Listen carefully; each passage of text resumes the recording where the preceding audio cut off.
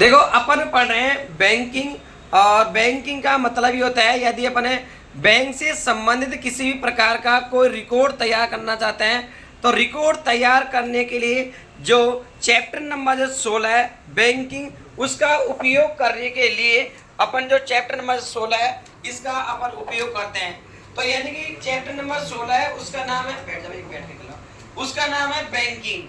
तो यानी कि व्यापार में बैंक से संबंधित संपूर्ण रिकॉर्ड तैयार करने के लिए किसका उपयोग करते हैं? बैंकिंग का।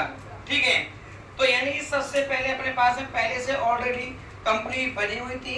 यदि कंपनी बनी हुई नहीं होती है तो सबसे पहले बनाते हैं कंपनी। उसके बाद सबसे पहले जाते हैं अपन वाउचर पे और एंट्री करते हैं अपन काउंटर पे। कहां पर करते हैं? काउंटर में। काउंटर में जब एंट्री करते हैं तो सबसे पहले हम पैस यानी जो कैश जो होता है, कैश जो होता है वो कैश अपन यहाँ पर डलवाते हैं। तो सबसे पहले अपन चुनाव करेंगे यहाँ पर कैश। जितनी राशि अपन बैंक में डलवा रहे हैं वह राशि अपन यहाँ पर डालेंगे। जैसे अपन यहाँ पर लिया 10,000 रुपए। ओके, अब 10,000 रुपए हमारे पास नहीं है तो सबसे पहले आपको ओपनिंग बैलेंस है वो ओपनिंग बैलेंस डालना पड़ेगा। ओपनिंग बैलेंस डालने के लिए वहां पर पीछे जाएंगे, बैक स्पेस की सहायता से कंट्रोल प्लस एंटर दबाएंगे, एंटर करेंगे और यहाँ पर आपको जितने रुपए से आप व्यापार प्रारंभ कर रहे हैं वो राशि आपको डालनी पड़ेगी। जैसे अपने यहाँ पर डाला 10,000 रुपए, ठीक है, 25,000 रुपए से अपन व्यापार प्रारंभ कर रहे हैं। ठीक है, तो 25,000 अपने डीआर साइड किया, एंटर किया, एंटर। 25,000 में से बैंक पे अपन जो जमा कराएंगे, ठीक है, तो बैंक तो हमारा हो जाएगा डीआर और हम क्या हो जाएंगे? सीआर। अब यहाँ पर जो डीआर होगा उसकी बनाएंगे लेजर और लेजर बनाने के लिए उपयोग करेंगे अल्ट प्लस सी। तो अल्ट प्लस दबाया अपन ने सी और एसबीआई बैंक हमेशा जो किसके अंदर जाता है? बैंक अकाउंट में। तो बैंक हमेशा बैंक अकाउंट में जाता है। अकाउंट के नंबर डालेंगे, एंटर करके इसको करते हैं अपन सेव। ठीक है, यहाँ पर ब्रांच दौसा। इसके बाद यहाँ पर इसको यस किया। ठीक है, यहाँ से जो चेक की जो रेंज होती है उस रेंज को अपन करेंगे निर्धारित। जैसे अपन यहाँ पर ये डाला और 45, यहाँ पर ये डाला, यहाँ पर अपन डाला 55।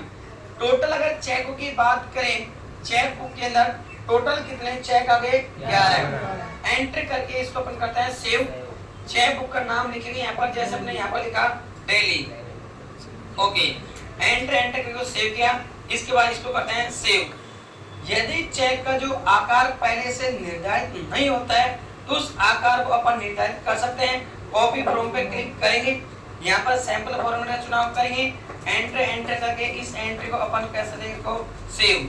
तो यानी यहाँ पर गए और इस एंट्री को अपन किया सेव। सेव करने के बाद जो चेक का जो सैंपल फॉर्मेट होता है ये सैंपल फॉर्मेट आपको यहाँ पर दिखाई देता है।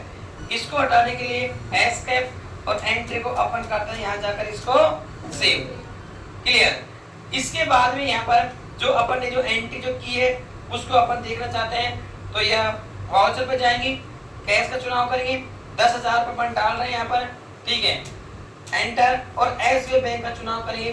तो यानी कि हमारे पास में टोटल कितने रुपए थे? 25,000। 25,000 से बैंक में कितने जमा करा रहे हैं? 10,000। तो हमारे पास तो कितने रह जाएंगे? 15,000। बैंक के पास कितने रह जाएंगे? 10,000। एंटर करके चेक की सहायता से न लेकर कैश जमा करा रहे हैं तो कैश जब जमा कराते हैं, ठीक है, तो यानी कि नोटों की संख्या यहाँ पर आपको भरनी पड़ेगी। यहाँ पर नोटों की संख्या 500 के 20 नोट के हिसाब से, ठीक है, 10,000 रुपए हमारे होते हैं। इसको एंट्री करते अपन सेव। क्लियर। तो यानी जब किसी बैंक में जब राशि जमा कराते हैं तो उसकी एंट्री इस प्रकार से की जाती है। इसके बाद यदि अपन चेक की सहायता से किसी भी पार्टी को कोई राशि का भुगतान करते हैं तो उसकी एंट्री करने के लिए गेट ऑफ टैली, वाउचर और पेमेंट ये कर रहा हूं मैं चेक की सहायता से। यहाँ पर गए और जिस पार्टी को भुगतान करूंगा उस पार्टी की बनानी पड़ेगी लेजर, अल्ट और सी। यानी कि मैंने यहाँ पर राजू को मैं भुगतान कर रहा हूँ तो किसके अंदर जाएगा? सैलरी रिटर्न, क्योंकि राजू लेनदार है। एंटर किया राजू को यहाँ पर बैंक की प्रोवाइडेड डिटेल्स है, इसको करेंगे यस। यस करने के बाद यहाँ से चेक का चुनाव करेंगे, एंटर एंटर एंटर। ओके, यानी कि राजू को मैं 600 रुपए का चेक मैं दे रहा हूँ। ओके, राजू को 600 रुपए का चेक दिया, एंटर किया, और कौन से बैंक से? एसबीआई से। एंटर करके इसको किया मैंने सेव। जब मैं राजू को चेक की सहायता से भुगतान करता हूँ तो सबसे पहले नंबर का मेरा जो चेक होता है कितने नंबर का आएगा? 45। तो 45 नंबर का चेक है, इसकी एंट्री हमारी हो चुकी है। ठीक है, यदि चेक करते हैं यहाँ पर तो अपने जो भुगतान किया था वो हमारा आ चुका है। इसके बाद यहाँ पर इसको हटाते हैं और एंट्री को अपन करते हैं सेव। उसके बाद दूसरी पार्टी को भी यदि मैं चेक देता हूँ इसी प्रकार की एंट्री करेंगी। यदि मैं यहाँ पर अल्ट और सी, सोनू को मैं यहाँ पर चेक दे रहा हूँ, लेनदार है, और यहाँ पर बैंक प्लेट को यस करेंगे, चेक की सहायता से भुगतान कर रहा हूँ। ओके, यहाँ पर किया, ठीक है। जितने रुपए का चेक दे रहे हो, मान लो अपन 400 रुपए का इसको चेक दे रहे हैं। ओके, न्यू पे जाकर क्लिक करेंगे। यहाँ जाने के बाद एसबीआई बैंक का करेंगे यहाँ से चुनाव। तो यहाँ से एसबीआई का चुनाव किया, एंटर एंटर। तो पहले कितने नंबर का गया था? 45। अब कितने नंबर का आएगा? 46। एंटर एंटर एंटर करके इसको करता है सेव।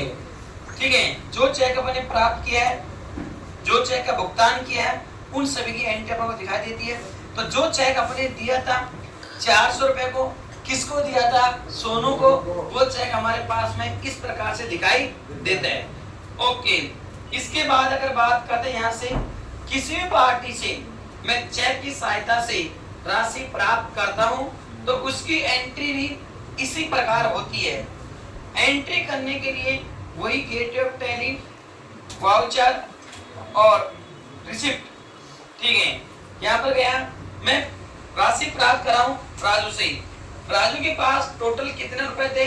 600 में इसमें 200 रुपए का चेक प्राप्त करता हूँ, एड्रेस जमा करता हूँ। ये लो, राजू से मैं पैसे प्राप्त कर रहा हूँ एसबीआई बैंक में, और वो भी किसकी सहायता से? चेक की सहायता से। किसकी सहायता से? चेक की सहायता।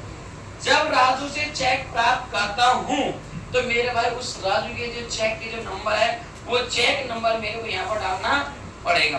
तो 34 56 80 इस क्रमांक नंबर से मेरा राजू चेक प्राप्त हुआ है।